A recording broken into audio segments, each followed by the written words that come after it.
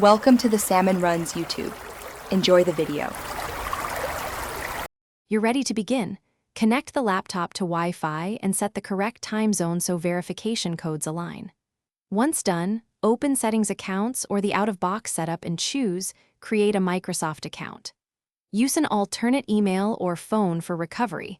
That prevents lockouts if you forget the password. Make a strong password now. Mix upper and lowercase numbers and symbols because Microsoft enforces complexity, and it keeps your device secure from unauthorized access.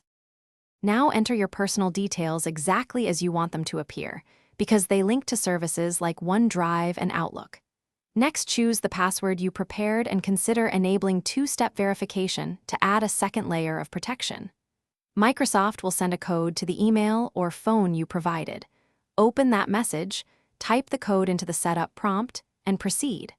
Once verification succeeds, the account is created, and Microsoft will begin syncing basic settings and preferences to your new laptop. Finish by signing into Windows with your new Microsoft account and allow syncing so your themes, passwords, and OneDrive appear across devices.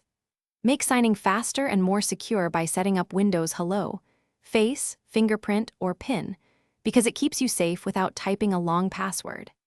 If the verification code doesn't arrive, check spam and that the phone/time are correct, then request a resend.